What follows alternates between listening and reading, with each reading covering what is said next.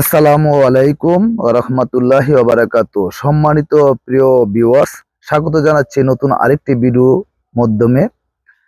মুক্তার হোসেন ডালিম 24 ব্লগ থেকে আরেকটি ভিডিও নিয়ে আসলাম আপনাদের সামনে। সেটি হচ্ছে ডেজারের সর্বাধিক বিশেষ পরিস্থিতি নিয়ে আপনাদের সামনে আলোচনা করব।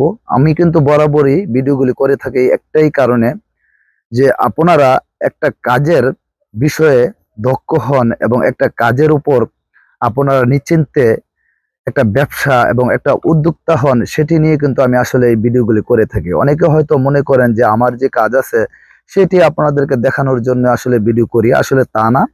আমি ভিডিও করার একটাই কারণ হচ্ছে যে আপনারা বিভিন্ন কাজে জড়িত হয়ে আপনাদের জীবন এবং সংসারকে স্বাচ্ছন্দ্য বোধ করেন এবং আর্থিকভাবে সচ্ছলতা ফিরে আনেন।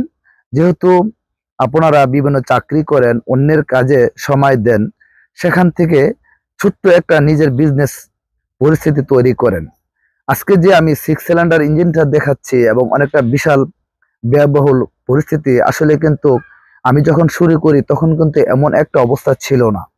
আমার অবস্থানটা ছিল একটা 4 সিলিন্ডার ছোট্ট একটা ইঞ্জিন নিয়ে 1000-2000 ফুট দূরে বালি ঠেলতে পারতাম। আজকে কিন্তু 5, 7, 8 হাজার 9 হাজার ফুট বালি ঠেলতে পারি। এটা কিন্তু হচ্ছে ধীরে ধীরে ব্যবসাকে প্রসারিত করেছে।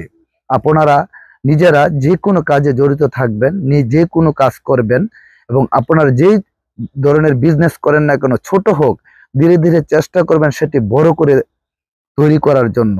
তাই সম্মানিত ভিউয়ার্স, আপনাদেরকে এই বিষয় ভিত্তিক তুলে ধরার জন্য আমি মূলত আমার কাজের বিষয়বস্তুটি তুলে ধরি। আজকে যে ডেজার্টটি আমি দেখাচ্ছি, এই ডেজার্টের মালিক কিন্তু আমরা দুজন। আমার প্রিয় একজন ভাই আছেন, জালালউদ্দিন ভাই, এবং আমি মোহাম্মদ মুক্তার হোসেন ডালিম, দুজন মিলে এই ডেজার্টের করেছি।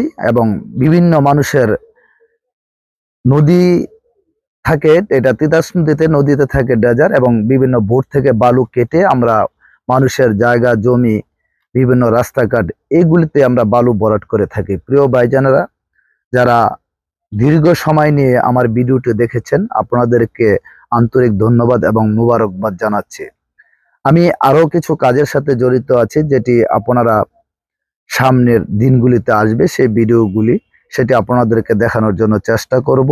আমি ফেসবুকে কাজ করি আপনাদেরকে ভালোবাসা পাওয়ার জন্য, আপনাদের কাছ থেকে কিছু শেখার জন্য, কিভাবে আপনারা কথা বলেন সেটি জানার জন্য।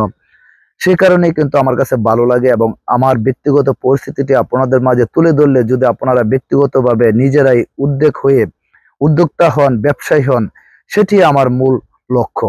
ভালো থাকবেন। আজকে এই পর্যন্ত। আসসালামু আলাইকুম।